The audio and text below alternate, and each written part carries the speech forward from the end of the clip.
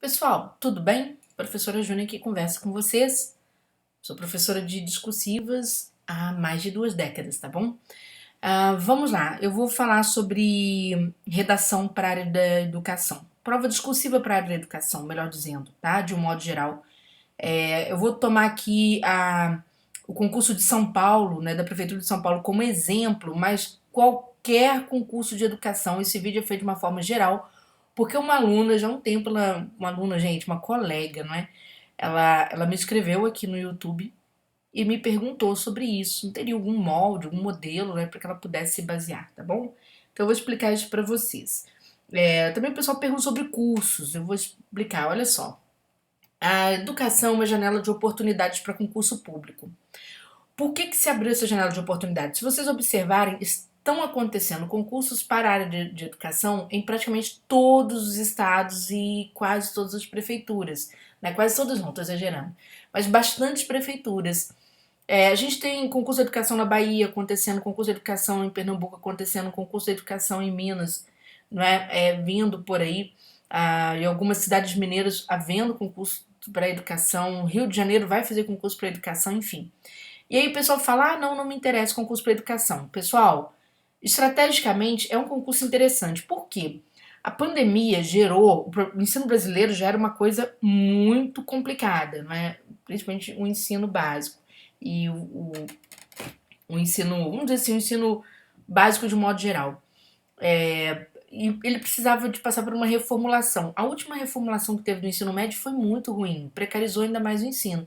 E a pandemia gerou um problema enorme para o Brasil no médio e no longo prazo, tá certo? A gente tem muitos problemas assim de crianças praticamente analfabetas, né? E os próximos governantes, sejam eles quais forem, desde o presidente da República até os governos estaduais, terão que investir fortemente para mudar esse número. Isso é um problema seríssimo, tá? Um problema, por exemplo, que tem repercussões internacionais, tá certo? Então, a gente vai ter que mudar muita coisa aqui. E isso, naturalmente, né, se vamos pensar assim, por exemplo, em âmbito nacional, não é?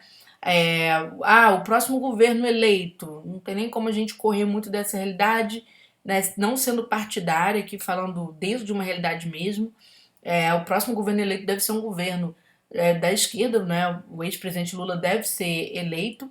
E, naturalmente, uma das coisas que levou o PT à derrocada toda, né, que se sofreu, foi a falta de investimento em ensino básico. Se investiu muito em ensino superior, não investiu em ensino básico e eles souberam exatamente o preço que pagaram por isso. Então seria muito pouco inteligente, falando somente de educação, tá, gente? Seria muito pouco inteligente que este partido, ou mesmo se, vamos supor, surgisse outro, né, que tivesse compromisso com o investimento em educação, não investisse, tá? Tudo bem? Então, assim, eu não falei de Bolsonaro aqui no vídeo porque não acredito que ele investiria. Ele investiu muito na área do setor de segurança, não creio que exista um projeto nesse sentido, tá bom? Não sendo partidário de A ou B. Apenas falando da estratégia, enquanto concurso público, para quem, por exemplo, está muito desesperado para passar no concurso. Educação oferece milhares de vagas, né? Sempre milhares de vagas. Então você faz um concurso para educação, você aproveita, se você não estiver preso ao seu estado, ao seu município, você vai fazendo e você é chamado. Mas ninguém suporta a sala de aula. Depende quanto paga. Tá bom? Falei um português bem claro? Depende do quanto paga, tá? No Turma de Geração Concurso, a gente tem sim, para quem não sabia, né, a gente tem investido bastante no desenvolvimento de cursos para a área da educação. É um investimento que a gente tem feito de uma forma, a gente começou já há alguns anos, né? Mas em 2022 com bastantes efeitos muito produtivos nesse sentido. E como são desenvolvidos nossos cursos? Primeiro, a gente trabalha com aulas teóricas bem centrados naquela banca que vai fazer o concurso, porque todo concurso público é assim, se você não centrar na banca não resolve, então não adianta ficar lendo livros, tá, que o pessoal coloca lá nos editais de educação. A gente tem geralmente assim um conjunto de 5 a 6 temas, né, dependendo da proposta, para treinamento individual. Aí o aluno fala: mas é muito pouco. Não, gente, para com isso. Não é pouco, e eu até mostro para vocês que não é, né? Eu vou até mostrar aqui resultados de outros concursos De aluno, por exemplo, isso aqui é um aluno que foi aluno meu até no Grama, mas ele mandou recentemente esse comentário, né? Acho que ele foi com 98,4 na discursiva dele, lá na área de contabilidade. E ele falou que não fez nenhuma discursiva antes da prova, ele apenas assistiu as minhas aulas 2 semanas antes. Por quê? Porque a gente foca tanto que a gente acaba, né, levando para o aluno mais condições de ele ter um resultado bom. Hoje mesmo, eu estava lendo só o resultado no dia que eu gravo, né, da Prefeitura de Juiz de Fora na área de educação, Juiz de Fora, Minas Gerais. E o que que acontece? Uma aluna que ela se sentiu um fracasso em redação, ela falou: olha, fez verdadeiro milagre para mim. Eu não fiz nenhuma redação, não tive coragem de fazer, porque boa parte dos alunos realmente não escrevem mesmo, né? Dos colegas professores que aqui se tornam alunos, eu vou chamar vocês de alunos, né? Peço licença para isso. Não vão escrever mesmo, não vão passar por esse processo de avaliação. Então o que que a gente faz? A gente tem sempre no curso o que a gente chama de dossiê da aprovação, que é um material que a gente não vai soltar logo nas primeiras semanas, a gente solta bem perto da prova mesmo, tá, pessoal? Estrategicamente perto da prova, tanto que eu cancelo as inscrições no curso quando eu chego na semana de liberar o dossiê, ninguém se matricula mais porque eu não gosto do aluno carona, não é? Mas eu guardo as 7 chaves para o meu aluno, tanto que nesse concurso da Prefeitura de Juiz de Fora nós acertamos o tema que foi ali trabalhar com habilidades socioemocionais no âmbito da escola, tá? Isso foi público, eu até coloquei aqui e no canal e mencionei, tá bom? Tava lá no nosso dossiê da educação, só me engano, tema 6 ou 7 do dossiê. E o dossiê geralmente contém o quê? Ele contém cerca de 10 temas, ou seja, o aluno treina 5 ou 6 e ele tem mais outros modelos que a gente comenta, aprofunda. Porque quando você fala em educação, você não pode apenas trabalhar a redação sem a pessoa conhecer a estrutura daquela discursiva. Tranquilo? Perfeito? Bom, o português para prova objetiva, né? Sempre coloco, nesse caso aqui eu tô falando de São Paulo, tá, gente? Eu esqueci, acabei deixando aqui. Eu sempre trabalho também o português para prova objetiva, porque não adianta eu apresentar um ótimo curso de redação, ter alunos com capacidade de passar e o aluno não ter classificação na prova objetiva de tal modo, né, que a gente perca aquela redação, tá? Então a ideia é ajudar lá na prova de língua portuguesa, ainda na objetiva, para que este aluno supere o problema e chegue até a prova discursiva, tem sua prova discursiva corrigida, tá bom? E o acesso aos nossos cursos é sempre até o dia da prova, então às vezes o aluno quer matricular com antecedência, ele fica com medo, será que eu matriculo? Não, vai reformular conteúdo, a gente sempre reformula assim que sair edital, pode entrar na fé, tá? Estamos em época, né, de grandes problemas econômicos, a gente tem notado isso muito no atendimento do curso, pessoas sem cartão de crédito para comprar. Gente, conversem com as pessoas, não é só no meu curso não. Sejamos humildes, conversem com os cursinhos, não deixem de estudar, de vocês terem uma vida melhor. A gente não pode andar para trás. Vai lá, conversa, fala, eu posso pagar no boleto, eu posso pagar assim, esse assado. Os cursinhos vão dar um jeito, no fundo, entendeu? Insistam, conversem. A humildade vai levar vocês a um outro patamar de vida, a um patamar mais próspero, tá? E nunca desmereçam a capacidade de vocês produzirem, né? Hoje eu li um depoimento muito triste de uma aluna, por isso que eu trouxe essa redação aqui para eu comentar, e ela falando que ela sempre se sentiu muito mal, ela tem vergonha de escrever. E eu falei, e quando ela me entregou um texto, eu falei, mas você escreve muito bem. Qual que é o seu problema? É aceitar que você é boa, é aceitar que você é capaz. Né? A sua vida inteira, provavelmente, você foi uma pessoa que nunca aceitou isso por alguma questão que alguém te fez lá no passado. Então você carrega isso com você. Então não façam isso com vocês não precisam disso. Né? Quem é professor, gente, é batalhador e é vencedor desde sempre, tá bom? Temas preferenciais dos concursos públicos, né? Precisamos ter nota. Eu coloquei aqui 10 temas para vocês, para que vocês possam entender. Olha, superação dos desafios do ensino tradicional é sempre tema de você pensar você tem que ter um caderno para você anotar todos os problemas que existem no ensino tradicional, não é? Por quê? Porque naturalmente o tema da redação vai pedir para você combater esses problemas, tranquilo? Depois, problemas da educação básica à distância no Brasil, né?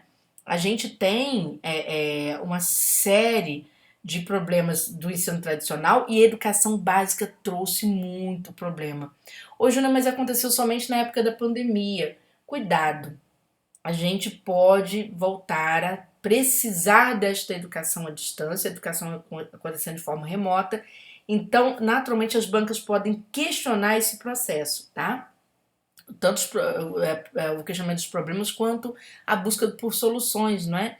Ou propostas de mitigação que possam, propostas para abrandar essas deficiências. As expectativas e os desafios de se implementar o ensino domiciliar no Brasil, não confundamos educação remota com ensino domiciliar. Ensino domiciliar é aquilo que um grupo de famílias no Brasil quer, não é? Quer educar seus filhos à distância, quer educar seus filhos longe da escola. Eles mesmos querem fazer todo o processo, né, de educação, querem fazer as escolhas dos seus filhos ali em relação ao processo pedagógico, o processo de condução do ensino-aprendizagem. Por que a gente fala de expectativas? Porque as famílias têm uma noção muito conteudista do ensino, então elas se voltam muito para criticar, né, o que é ensinado em sala de aula, etc. E esquecem, né, que há o desafio da socialização, por exemplo, tá? Então, dica interessante. Entre a vigilância e a autonomia no ensino, a gente sabe o quanto muitos professores foram perseguidos, né, em relação a apresentar seus conteúdos antes. Mas professor é tudo comunista. Pelo amor de Deus, gente. Sempre se trabalhou e ninguém enchia o saco de ninguém e assim ia. Se professor doutrinasse aluno, você não votaria no candidato contrário a essa posição, certo? Tanto que votaram e ele venceu, o Bolsonaro surgiu como presidente do Brasil. Então não houve nada que atrapalhasse as escolhas democráticas de quem quer que fosse, tá? Então o professor precisa ter autonomia. Ninguém se mete na mesa do cirurgião, né? Então não faz sentido se meter na sala de aula do nada. Se você não gosta de determinada escola, determinado professor, você troca. Simples assim. A manutenção da proatividade e do engajamento dos alunos na educação básica. Gente, isso aqui é sempre um tema muito querido, não é? Isso tem muito a ver com habilidades socioemocionais, tá certo? Deixar os alunos proativos, alunos com capacidade de decisão, alunos com capacidade de escolha, alunos engajados, eles lutam por alguma coisa, né? Acabam se envolvendo muito com as disciplinas, tá certo? Com os conteúdos, com toda a escola em si. Isso é muito bom, tá? Então esse assunto é um assunto muito querido também em prova discursiva. E depois, o papel da escola para a contenção da violência intrafamiliar. Papel da escola para a contenção da violência intrafamiliar, muito importante. A gente tem um ensino domiciliar acontecendo e a gente sabe que 60% dos estupros, né, sofridos no Brasil acontecem exatamente com crianças e adolescentes, tá? É um número muito mais alto do que acontece com a mulher adulta. Acontece exatamente no âmbito da vulnerabilidade. E a violência intrafamiliar, um dos fatores, infelizmente, né, desculpem o gatilho, tá? É essa questão mesmo da violência sexual. Avaliação como prática reflexiva, pessoal, o que cai de questão de avaliação, inclusive a redação que eu trouxe como modelo, foi uma redação que desafiou muita gente, né? Ela tem um aspecto avaliativo extra curricular, vamos dizer assim, tá? Que é uma avaliação que é do INEP. Mas a gente vai falar sobre isso. Então, a avaliação como prática reflexiva, não é? Que exatamente é o recomendado, inclusive pela LDB, que é aquela avaliação que não se pauta somente, né, pelo sentido de se analisar em números, né, ou seja, quantidades, mas também se pensar a qualidade, você olhar para o processo avaliativo, como que ele é feito, se ele é formal, se ele é informal, tá certo? O que esse processo traz como ganho para o ensino-aprendizagem é um dos temas preferidos, é o tema que mais cai, tá, pessoal? Então, quem vai estudar para a área de educação tem que estudar processo avaliativo. A importância do desenvolvimento de competências socioemocionais na escola, nós acertamos este tema recentemente, agora em julho, para a prova da Prefeitura de Juiz de Fora, em Minas, exatamente em cima. Os alunos praticamente pegaram uma redação pronta, tá? Então, o que são essas competências socioemocionais? E elas serão, sim, cobradas em outros processos seletivos. São aquelas habilidades que os alunos precisam desenvolver para viver principalmente nessa era de muita informação, essa era muito tecnológica. Que habilidades são essas, professora? Por exemplo, ganharem autoconsciência, o aluno precisa se conhecer, conhecer o seu corpo.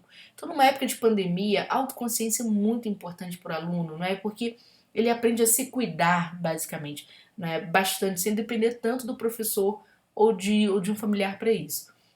Aprender a ter uma relação né, é decisória, né, ou seja, mais autônoma, aprender a tomar decisões, né, a desenvolver soluções para os problemas, né, a gente vê aluno criando tanta coisa interessante, participando aí de processos, é, concursos, né, de ciência para o mundo afora, de história, etc. Então, a gente costuma muito ver alunos de escolas públicas, principalmente, dando essa volta por cima, né? Alunos ingressando, conseguindo superar o Enem, ingressando no ensino superior. Isso faz parte da competência socioemocional, porque é um domínio, né? A razão predomina sobre o aspecto emocional quando nós desenvolvemos isso em sala de aula. E temos o tema da cultura digital, gente, nas escolas. O que acontece com a cultura digital nas escolas? A dificuldade, né? Quando eu falo cultura digital, aqui eu não falei sobre se trabalhar apenas o conteúdo, mas como que a gente lida com esse aluno que vive da gamificação, ou seja, dos jogos eletrônicos, né? Desse aluno que troca o horário de dormir, não é? E rende menos na escola hoje em função das novas tecnologias, em função do volume de imagens e de informação com o qual ele convive. Ao mesmo tempo, essa cultura, se a gente pensar do outro lado, como que ela pode ser aproveitada pelo professor, né? Como o professor pode envolver esse aluno, ah, por exemplo, com redes sociais, não é? E tirar dali um aprendizado de gêneros textuais, um aprendizado de reflexões, né, sociológicas, históricas ou geográficas e científicas sobre o que ele está fazendo, tá? O que ele pode entender de números, né? O que essas tecnologias podem levar para esse aluno, né, no campo ali da geometria, né, no campo da aritmética, para que ele possa também fazer construções.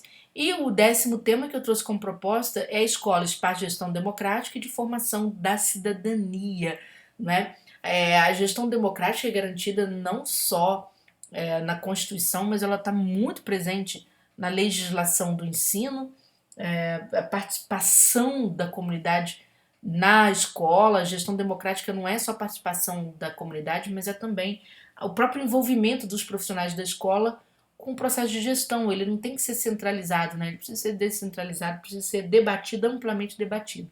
E a formação da cidadania, a gente sabe que nossos alunos precisam ter uma formação que os coloque em condição de entender o mundo em que eles vivem, o país em que eles vivem, que construa suas identidades, né? Que eles compreendam a identidade a qual eles pertencem, ao mundo multicultural, que eles desenvolvam luta por direitos, desenvolvam, né, o desejo de refletirem sobre processos de alteridade, ou seja, de reconhecer e respeitar o outro, tá bom? Então esses são os temas preferenciais, bacana?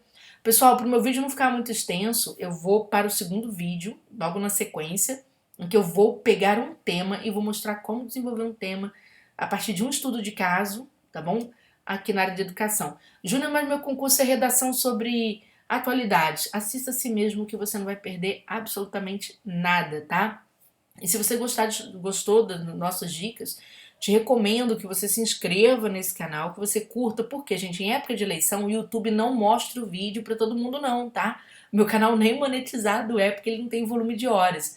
Mas recomendo que você clique, curta o vídeo, comente de preferência, porque aí na hora que eu soltar outros exemplos, o que vai acontecer? O YouTube entende que você está interessado. E aí, meio ao processo, né, de financiarização do próprio YouTube, a gente consegue chegar até você, tá? E você não fica perdido sem informação, tá bom? Então vamos pro próximo vídeo.